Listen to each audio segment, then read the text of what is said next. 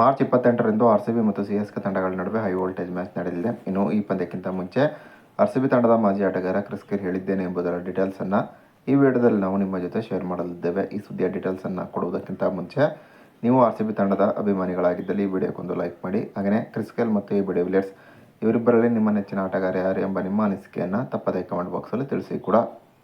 CSK ಎದುರು ನಡೆದಿರುವ ಪಂದ್ಯಕ್ಕಿಂತ ಮುಂಚೆ ಪ್ರತಿಕ್ರಿಯೆ ನೀಡಿರುವಂಥ ಆರ್ಸಿಬಿ ತಂಡದ ಮಾಜಿ ಆಟಗಾರ ಕ್ರಿಸ್ ಗೇಲ್, ಕೆಕೆಆರ್ ಎದುರು ನಡೆದಂಥ ಮೊದಲ ಪಂದ್ಯದಲ್ಲಿ ಆರ್ಸಿಬಿ ತೋರಿದಂಥ ಪ್ರದರ್ಶನದಿಂದಾಗಿ ನಾನು ತುಂಬಾ ಸಂತುಷ್ಟಗೊಂಡಿದ್ದೇನೆ.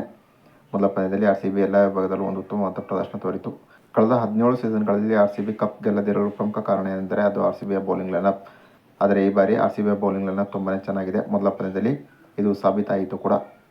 ಇನ್ನು ಮೊದಲ ಪಂದ್ಯದಲ್ಲಿ ಬ್ಯಾಟ್ಸ್ಮನ್ಗಳು ಕೂಡ ಅಭೂತಪೂರ್ವವಾದಂಥ ಪ್ರದರ್ಶನ ತೋರಿದ್ದಾರೆ. ಇನ್ನು ಈ ಬಾರಿ ಆರ್ಸಿಬಿ ಟೀಮ್ನಲ್ಲಿ ಫಿಲ್ ಸಾಲ್ಟ್ ಆಡುತ್ತಿರುವುದು ನನಗೆ ತುಂಬಾ ಖುಷಿಯನ್ನು ನೀಡಿದೆ. ಸೀಸನ್ 17ರಲ್ಲಿ ಫಿಲ್ ಸಾಲ್ಟ್ ಒಂದು ಉತ್ತಮವಾದ ಪ್ರದರ್ಶನ ತೋರಿದ್ದರು. ಇನ್ನು ಸೀಸನ್ 18ರ ಮೊದಲ ಪಂದ್ಯದಲ್ಲೂ ಕೂಡ ಫಿಲ್ ಸಾಲ್ಟ್ ಒಂದು ಉತ್ತಮವಾದ ಪ್ರದರ್ಶನ ತೋರುವುದರ ಮೂಲಕ ಮಿಂಚಿದ್ದಾರೆ.